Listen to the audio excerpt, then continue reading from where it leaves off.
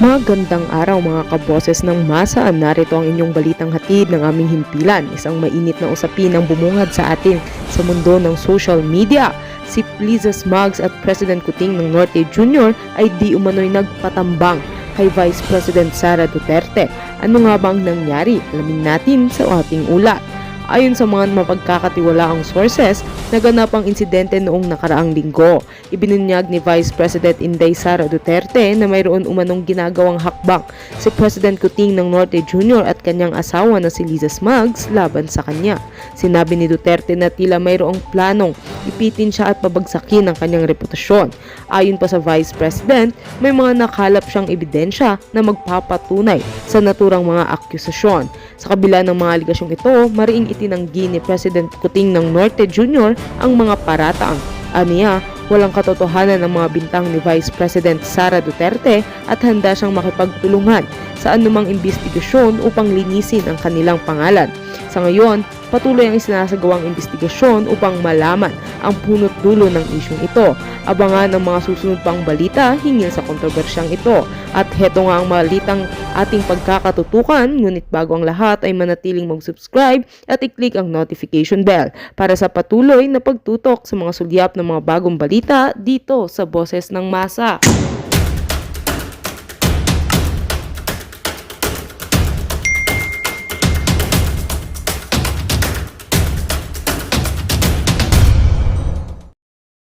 Marcos at ayon dun sa video at itong si James Kumar na pinoprotektahan na ngayon ng gobyerno at yan ang inaabangan natin sa pagbukas ng sesyon ng Senado kay Bato at sa ibang senador kay Kilay, okay, kay Bongo, kay pangalan nito Robin Padilla, kay Grace Mo, lahat sila inaabangan natin kung gogorgorin ba nila itong PIDEA leaks na ito dahil kailangan malaman ng taong bayan dahil sa sunod-sunod na nga itong gorgornation na attempt now dito kay Attorney Vic andun kay Morales, kailangan makita ng taong bayan na ipatawag si Lisa Tanas at si James Kumar dahil silang dalawa ang binanggit doon na manggugurgor at nag-o-offer ng kabayaran kay Morales.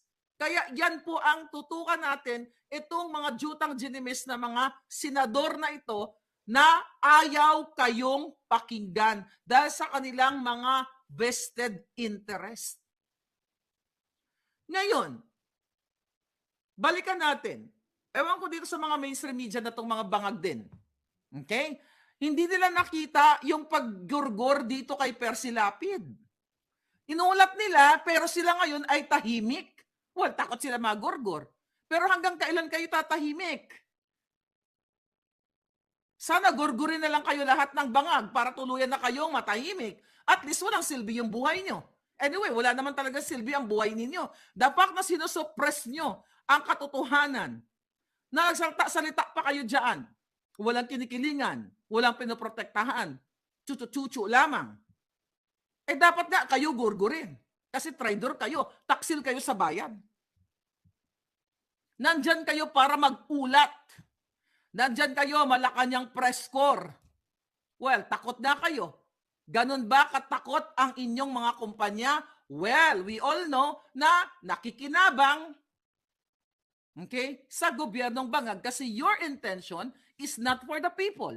Kaya sinisiper ang mga ngangabels ninyo, mga walang hiya kayo kasi baka sinungal-ngalan na nga kayo ng pera ni Liza Tanas, mga palangga. At ito po, mga kababayan, yung gorgornation na ito na plano nila ay sana nga lang magising pa kayo, lalo na po yung men and women in uniform na patuloy din kayong ginugurgor sa inyong mga trabaho at hinahagis kayo kung saan-saan ng gobyernong bangag na ito, mga kababayan. So yung ginawa nitong surveillance na yung casing o pag-survey nung pinadala, well, kaya dapat talaga, Attorney B, kung naririnig mo, talagang dapat po paimbestigahan mo ito. Hindi po biro na itong ginagawa sa inyo, sa atin lahat. Kailangan managot at malaman. Since nakuha natin ng video, ng picture itong taong to, kailangan thorough investigation. At yan, senador, mga senador, kongresista, ito dapat ang mga pinapatawag ninyo, ito mga taong ito. Kasi baka magsalita na naman yon, ang imutawi na naman sa bunganga niya, ang nag-utos po sa akin ay kamag-anak ni Lisa Tanas at ni Tambaluslos at ni Bangag. Di ba? Hindi biro itong Gorgor Nation. At si Attorney Vic ay prominent, isang dating executive secretary. So yung purpose nito na pinuntahan sila doon, again, pinaplano nitong manggugurgur. Tinitignan nila siguro hindi siguro, yung location. Saan ba sila papasok? Paano ba nila gagawin? Saan ba nakaupo kunyari? Di ba? Nakita nila si Attorney Vic. Siguro, ito nakaupo siya dito sa 3 o'clock, 9 o'clock, kunyari sa opisina. O, tatawag si babae na nagpanggap. O, ito, ganito, ganyan. So, sino-survey nila mga palangga. At ang gumagawa nito, walang puso. Demonyo pa sa pinakademonyo. Meron bang matinong tao? I will ask you. Meron po bang matinong tao kayo na kaya niyong gumurgur ng isang tao na nagsispeak up lang? Mafia lang, sindikato lang po ang pwedeng gumawa nito. Kaya yung ginagawa nila, pinaplano nila. Pinuntahan nila yung location, yung opisina ni Attorney Vic. Ang question, sino yung mga gurgur nation nila? Yung taga-gurgur nila? SAF ba? Nakatulad ng pumunta doon sa church ng KOJC? Police ba ito? Military ba ito? Marine ba ito? O mafia ba ito? Galing ng Mexico o galing ng Colombia or somewhere? O galing sa Romania? Okay, dahil sabi nga ni Lisa Tanas, isang tawag dyan lang sa Romania, sino tatawagan niya sa Romania? Maraming manggugurgur doon. Ito ba ang hinire nilang taga-gurgur na nakaantabay doon just in case na na-sure nila na yung target is present doon sa location na ito? So ito yun mga palangga. So ito yung mga what do you call it? Ito yung mga characteristics ng mga taong manggugurgur na halang ang kaluluwa. Pinaplano muna nila. At ganito si Lisa Tanas, pinlano niya ang bubudol sa atin. Remember, sabi ko sa inyo in 2017, bait-baitan siya sa akin. At tuwing mag-usap kami, para sa tao, So ito ay well-planned. Pinlano ni Lisang manggurgur, kasama dito si Inday Sara na pinlano ng pamilyang ito na budulin tayong lahat, kasama kayo, taong bayan, dikitan like vloggers, influencers, o mga politiko, kasi, ang kanilang nagtiis sila eh. Kumbaga pinlano talaga nila ito dahil pag dumating ang 2022 at pag sila na ang nakaupo with the help of Smartmatic, i-execute na nila yung kanilang evil to the highest level, yung kanilang pagiging bangag lahat. At eto na nga, ganon din po yung karakteristik ng mga taga-gurgur o yung mga assassin na pinag-aaralan nila ang mga galaw ng kanilang target. At di ba, nakikita nyo naman sa mga movie, di ba, nagbe-blend in yan sa mga, let's say, mga parties, di ba, o buuan ka ng dyan, no? Buuan ng pangpagurgur, you know what I mean, di ba? Buhusan kunyari ang iba pa nga dyan sa mga pelikula, di ba, nagpapanggap na waiter, tapos, di ba, yung mga movies, then patakan ng something para magurgur. So, mag-ingat. Attorney Vic, dobling ingat. Don't trust sa, you know that already. You're smart enough. The reason why ginaganito tayo dahil sa ating paninindigan, dahil sa ating magandang layunin na magising ang taong bayan, na ayaw natin mapahamak, na magurgur ang buong Pilipinas, diyan lalo na sa South China Sea, dahil very vocal, no, si Attorney Vic na, ayaw na ayaw ng mga maisog na magkaroon ng gurguran sa buong Pilipinas. Kaya nga sabi ko sa inyo, kung talagang matapang itong baka ng Ginemes na Marcos Jr. na ito, na tapang-tapangan na pag may konti lang, may nasaktan o may nagbuwis ng buhay dyan sa South China Sea o sa pinag-aawayan dyan na tubig, mga kababayan, tatawid na nga tayo sa Rubicon River. Bakit hindi? Sabi ko, ang question ko, bakit nag-iba-iba ng statement sila ngayon? Na ito daw ay a misunderstanding? At recently yung si Tariela, ng spokesperson, Jay Tariela, nag-iba na ng statement. Na yung mga palakol daw, na bitbit ng mga Chinese, doon ay ginamit lang daw yon para pangbutas sa boat. Samantalang nung June 17, ang tapang-tapang niya na talagang ito ay sinadya ng China. Bakit kayo nagbago? Akala ko matatapang kayo, mga jindot kayo. See? Yun. Kaya dito, yung mga maisog speakers like Attorney Vic Rodriguez, mga kababayan, ay gusto tayo lahat ipatumba. Not only Attorney Vic, like me, like you. My God, sinumulan na nga nila yan sa mga Facebook account natin. Hindi nila nakakayanan patumbahin tayong lahat. Kaya literally, gusto nila tayong ipatumba. Kaya nagpapadala sila ng mga tawag yan sa mga yan, mga accomplices, okay, mga kasabwat para mag-survey doon sa opisina ni Attorney Vic Rodriguez. Yan po ang ginagawa ni Lisa Tanas ng bangag na gobyernong ito. Kumbaga tayo, di ba, paano ba? So, ang ginagawa ng mga manggugurgur na ito, talagang well-planned ito. Katulad nga nung ginagawa ni Kuting na pinaniwala kayo na ibabangon niya ang Pilipinas at patatayo siya ng mga specialty hospitals, Luzon, Visayas, Mindanao, gawin niya 20 pesos kilo ng bigas, at itutuloy niya ang war on drugs continuity at babalikin niya ang mga OFW at magkakaroon ang mga OFW ng oportunidad pabalik ng Pilipinas at ang pag-abroad o pagdo-domestic helper or going out sa bansa ay choice na lamang at hindi necessity. Di ba may mga ganun drama-drama siya? So, yun ay reason why Attorney Vic Rodriguez, why Glenn Chong, Spokes Roque, okay, na ngayon binabato din ng kontrobersya. We'll talk about that. Sulat ko muna si Spokes Roque dito. Baka makalimutan ko. I'll talk about that yung pinakalat nilang mga kasinungalingan dyan. Okay, anyway. So pinagpaplanuhan ni Lisa Tanas, di bangag talaga ito. Dahil demonyo talaga yung mga kababayan. Gugurgurin talaga kayong lahat niyan. Ewan ko sa inyo, hindi pa kayo nagigising.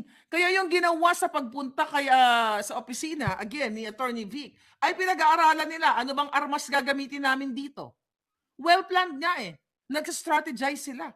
Hindi lang sila nag-strategize, mga kababayan, sa kanilang mga AI, mga bots, o sa kanilang mga trolls. Nag-strategize lang sila ng bonggang-bongga kung paano tayo i-counter, paano magpakalat ng kasinungalingan. And now, the Harry Roque issue na nagpapakalat sila ng mga sinasabi nila si Spokes Roque na sa video na yung sumasayaw. So, hindi naman si Harry Roque yun. Dapat na kasuhan ni Spokes Roque ang lahat nagpapakalat ng katarantaduhan at kasinungalingan laban sa kanya. But again, balik tayo dito sa mga mga gurgor, sa mga taga-gurgor ng gobyernong ito at sa mga kasabwat nila na pumupunta sa mga opisina, pinag-aaralan nila yung mga galaw ng gwardya. Pagpasok doon sa building, lahat yan pinag-aaralan nila. Ano bang armas ang gagamitin nila? Mahaba ba? Maliit ba? O laso na lang siguro ang gamitin? Or stick ba? Or something.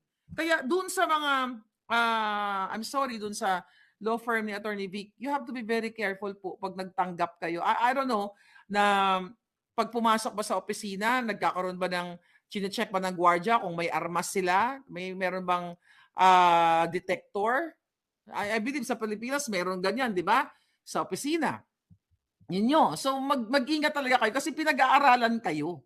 Pinag-aaralan nila yung mga galaw ninyo at kung ilan bang taga-gurgor ang bibit-bitin nila.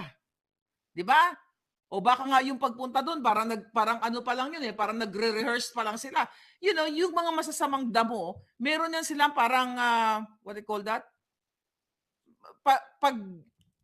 Parang na-reenactment. Yun, rehearsal. Nagpa-practice sila, saan ba lulusot? Saan ba gagalaw? Saan ba ito? Pag sinugi ba namin to, saan kami tatakbo? So yung mga ganyan. Diba? Yun ang plano talaga nila dyan. Kaya dapat talaga, ay wag natin tong bitawan yung mga issue na to at sabi ko nga hindi lang sa bitawan, you have to speak up kasi yung aftermath na idudulot sa inyo ng gurgurguran dyan buong Pilipinas, hindi biro yan mga kababayan, dahil kayo talaga ay what? Kayo ay kawawa ang milyon-milyong Pilipino ang kawawa dito. Saan kayo tatakas? Sabi ko ang iba nga sa inyo ay walang pasaporte. Kaya good thing dahil na-report na ito ni Attorney Vic sa mga kapulisan and hindi naman siguro lahat ng mga pulis kasabwat ni Lisa Tanas. Siguro naman may mga panindigan kayo, mga palangga. So this is so sad, but we have to fight kasi pananakot ito. Tingnan niyo ako. Patuloy na lumalaban, okay? Kahit na ako may death threat, kaya dapat ang alindog natin, naka-off shoulder tayo today, di ba? Kasi hindi tayo pwedeng magpakalungkot-lungkutan, mga palangga. Nasa kabila ng ginagawa nila sa ating panggigipit, ay magpakalungkot-lungkutan tayo. No, hindi natin sila hayaang magwagi. Okay? Magwagi sa kanilang kababuyan. O sabi ni ni Selma Ang, hopeless na ang buhay dito sa Pilipinas hanggang nandyan si Kuting et al. True, palangga. Okay? Gifted 5 Boljak TV memberships. Oh, wow. Thank you, Naranian. Thank you. Thank you, palangga. So anyway, eto yung hamon sa inyo. For Ma'am Raga, thank you so much. O, punta tayo dito kay Spokes Roque. Yung pinapalabas nila na si Attorney Harry Roque, yung nagpa-fashion show na ganyan-ganyan. Hindi si Harry Roque yun. Ibang persona yun. But again, ito po ang isa sa mga kanilang paglihis sa usapin dahil si Spokes Roque, former Spokes Attorney Harry Roque, ay isa ring vocal at bold, talagang grabe yung kanyang mga pakikipaglaban at kanyang tapang din. So ang gumagawa nito Malacanang. Okay? Malacanang ang gumagawa sa paninira kay Harry Roque. At itong sinadawit nila sa Pogo, mga kababayan, kung ako kay Harry Roque, baka maraming alam yan. Okay, kung ako sa'yo, sir, baka naman anuhin mo na, bukilyan nyo na yung mga, kung meron ka alam, ha? But ganun pa man, sino ba ang leader ng Pogo? Isa ito sa mga expose ko. Ang Pogo po, ayon sa ating source, hawak si Lisa, si Bangag, si Tambaluslos, si Abalos, si Altenco, sila Romulia, sila ang gobyernong Bangag. Tapos ililihis kay Harry Roque. I think nagsalita siya na yung papel na sinasabing ando doon yung signature niya, kliyente niya yung, kung tama yung pagkaalala ko, kliyente niya yung may-ari o yung may-ari nung nagpaparenta ba nung building na yon, yung particular building na Pogo na yon. Hindi porket lawyer ka nung may-ari nung property na yon, kasabwat ka na. Pero yan ay very Lisa Smugs. Gawa ni Lisa yan, at dun sa mga kababayan ko, Cosme, silent si Remulla, okay? Baka tutsugi na. Baka, matigas na. I hope. But anyway, mga kababayan, ito po ay gawa ni Lisa to. Okay? Kaya kung narinig mo ako, Spokes Roque, stay strong. Diba? Mas malupit na yung mga kasinungalingan na binabato sa amin. Nila Attorney Glenn Chong, diba? Mas malupit ang kasinungalingan nila, pero hindi sila magwawagi. So sa mga palangga ko, yung nakanood ng video na sumasayaw-sayaw ba yun, na nagpa-fashion show fashion show si Spokes Roque, hindi po yun siya. Yun ay kinuha nila, di ba? Hindi yun AI. Legit yun na video. Pero hindi siya. Napareho lang sila ng yung structure ng katawan. Pero hindi yun siya. Kaya nga, dapat talaga bigyan ni Spokes Roque ng ng pansin. Totally ban yung Pogo, sabi ni yes. Kung talagang itong Marcos Jr. na ito na lang. Mag-isip kayo, mga kababayan. Kung talagang sila ay nilalabanan nila itong Pogo na ito na ayaw nilang ayaw na nilang Pogo operation dun sa Pilipinas, madali lang yan. Isang salita lang ni Marcos Jr. yan. Putol na ang Pogo. Wala na. Close na natin lahat yan. Ba't di niya ginagawa? Kasi sila kumikita.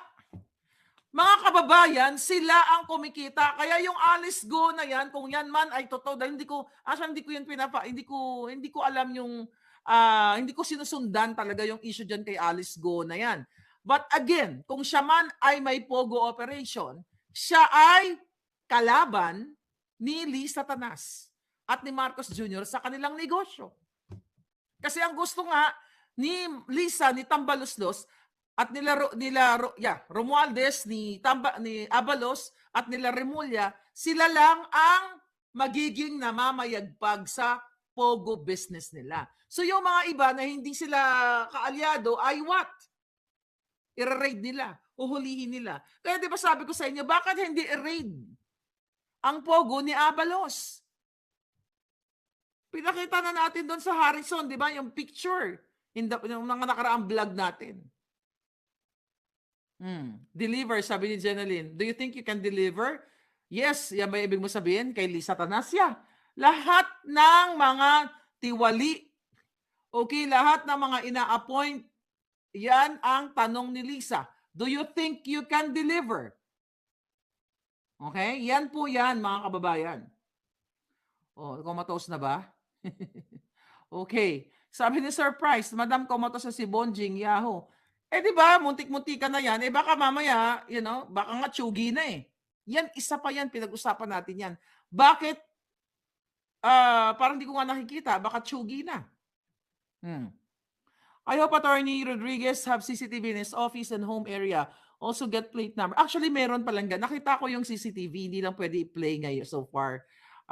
May CCTV na napanood ko na talagang very suspicious yung ginawang pag-surveillance or casing ng mga kasabwat ng bangag na gobyernong ito. Gugurgurin tayong lahat, mga palang. Pero hindi naman magwawagi yan.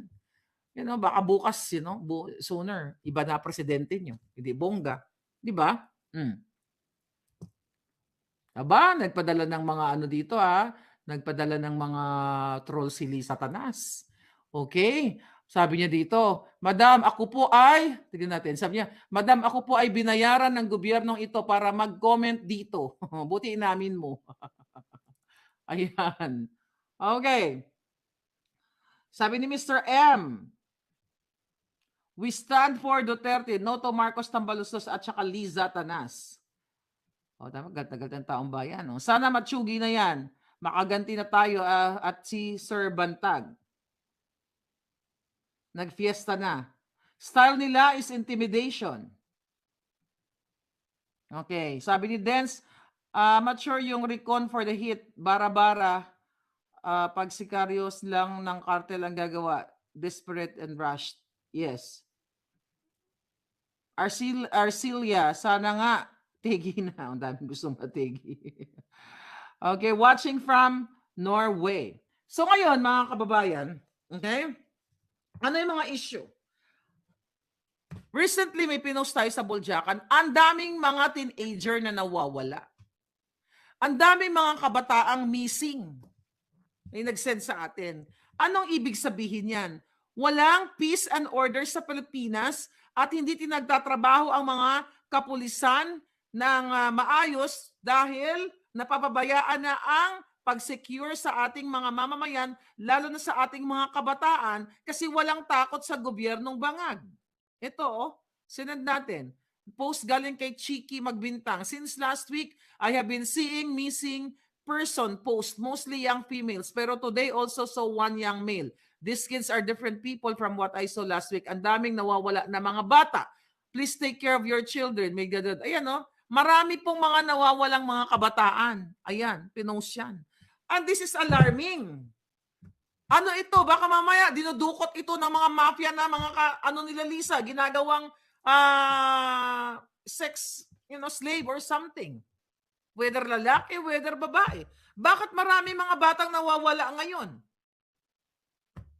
Kasi walang takot sa ating gobyerno. Walang takot ang mga sindikato kasi ang namumuno mismo ay sindikato, mga palangga. Di ba? Yan ang dapat ninyong organ, pwede rin. Yung iba, no? Sabi ni Linda Gabor, baka kunin yung kanilang mga organs or kidney nila. Baka kailangan ng mga kasabwat ni Lisa na kailangan ng kidney. Possible lahat yan. Pero nangyayari yan, mga kababayan, dahil, saan ka pa ba lalayo? Sino ba ang promotor ng pangingidnap? Hindi ba si Lisa? Lauren Dimson, thank you. 'Di ba sino? Bakit hindi takot itong nangingidnap o nang extract ng mga kabataan? Ba't ka matatakot? Si Bangag Jr., at kanyang asawa nakipagsabwatan sa DFA, sa ISAP, sa DOJ, sa lahat, sa lahat ng pwede nilang kasabwatin sa gobyerno para mangdukot ng walang kalabang-labang minor de edad. Bakit naman matatakot yung mga mandurukot na yan? Ang gobyerno nila, ang presidente nila ay mismo at ang first lady ay kasabwat sa kidnapping o extraction. The reason why, si Atty. Vic nagsalita din dyan, okay? Nang tungkol sa kidnapping and extraction na yan. Right? Buti narinig ni Atty. Vic yung ating mga issue dito dahil viral yan eh. So anong ibig sabihin yan?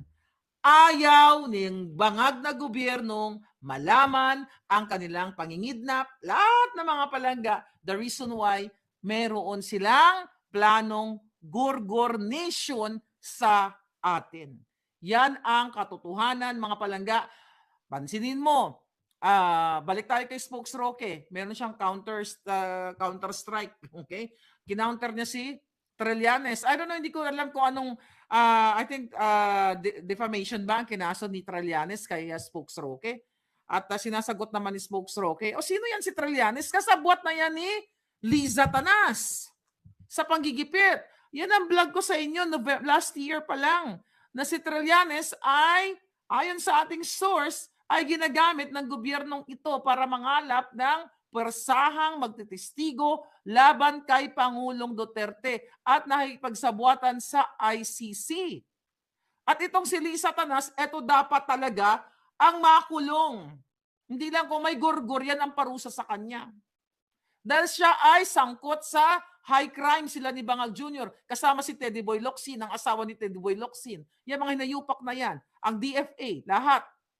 Sila dapat ang gugurgurin kung mayroong hatol sa atin na ganyan. Kasi sila po ang involved sa high crime. Not Roque, not Glenn Chong, not me, not Vic Rodriguez. Pero sila. At dapat lang manawagan tayo sa lahat po sa Europa at dito sa New York na talagang magkaisa kayo dyan, mag-ano kayo ng karato na kalampagin nyo ang United Nations. Pagkakataon na natin na nandito tayo sa Amerika, lalong-lalo na kayo sa New York at sa Europe, kung saan, okay, paikutan nyo ang buong building ng UN at ilagay nyo the First Lady of the Philippines, di ba, is involved in kidnapping. Lahat, magtulungan tayo. Ilagay nyo, magpagawa tayo ng malaking karatula ni Liza doon, umikot kayo ng umikot sa UN. Magparada kayo para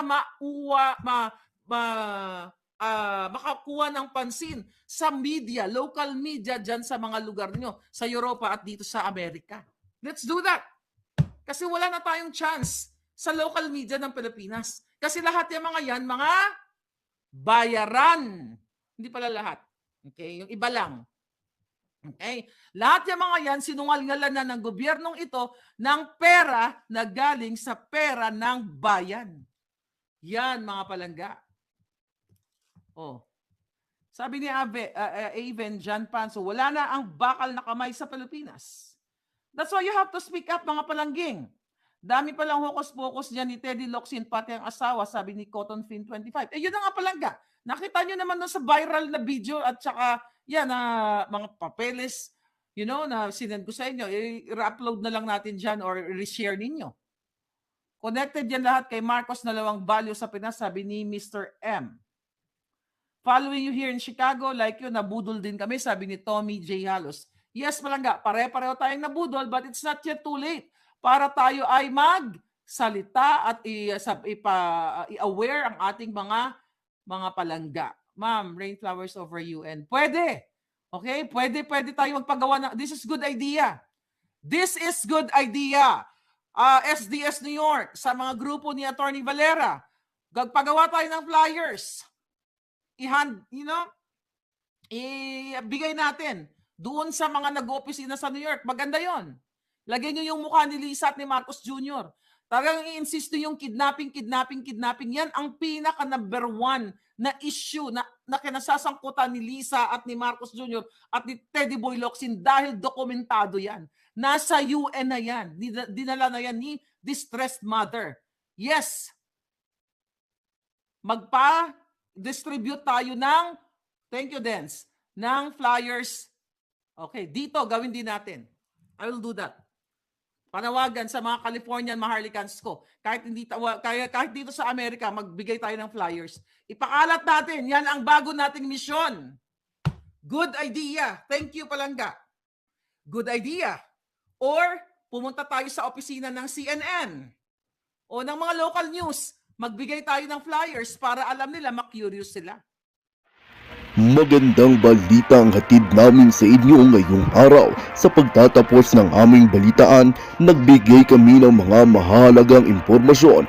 Maraming salamat sa pagtutok at pagsuporta sa aming programa. Huwag kalimutang manatili sa mga susunod na araw para sa mga bagong balita at mga kwento na dapat nating abangan. Mula sa Boses ng Masa, magandang araw, Pilipinas!